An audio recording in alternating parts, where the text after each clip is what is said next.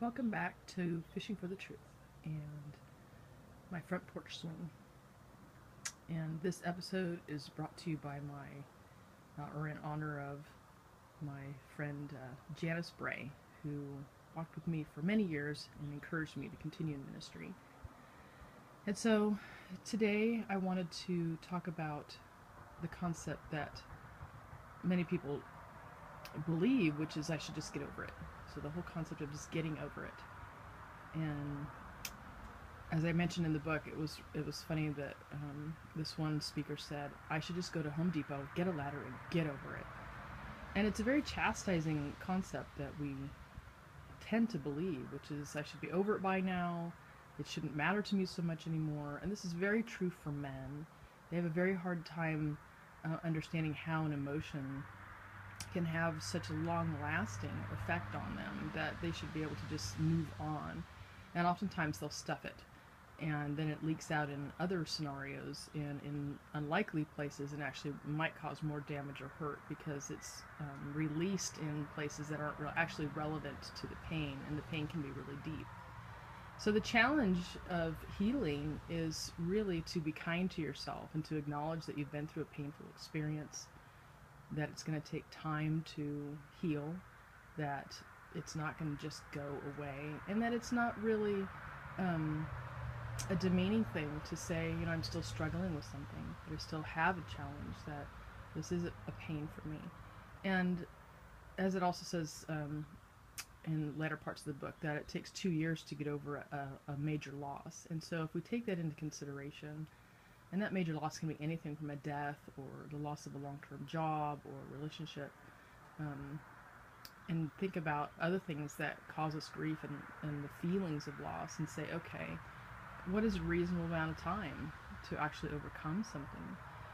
And to know that as I'm kind to myself and I say, okay, I've had a loss, I've had a struggle, and I'm going to take concrete steps to help myself overcome and move through it, and be gentle and say it's okay.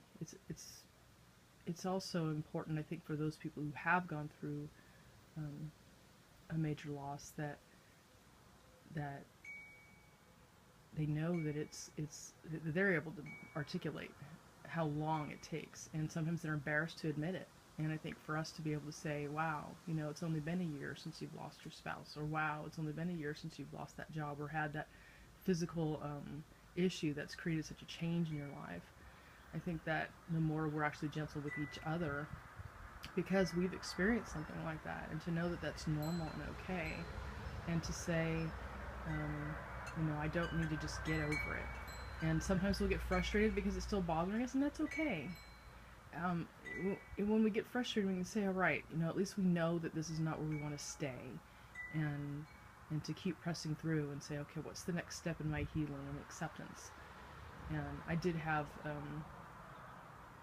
a lady who one time was very frustrated by the lack of progress that she had made in her healing, and it was important for her to realize that she had a husband who she was in a relationship with very early on in life, and they had a business together, and they lived every day together. So when he passed away, it was a major loss in her life, and she was frustrated after a year. And I said, it's only been a year, and you guys have been together for, I think it was like 65 years together, and it's only reasonable to think that it would still be challenging after all this time. And so healing takes time, and it takes intentionality, and you have to be kind to yourself as you go through that process. And many people don't know what that means. And the biggest example I have is when people say to themselves in their mind, stop it, or that was stupid, or gosh, that was so dumb. And being able to say, all right, that's not being kind to myself. Being kind is being able to say, wow, that was a silly mistake, or wow, I sure hope I learned from my mistakes, or something that's more gentle and kind and reasonable rather than self-chastising. Oftentimes people will pick up where their caretakers left off, so if they were chastising, then they learn how to chastise themselves in their stead.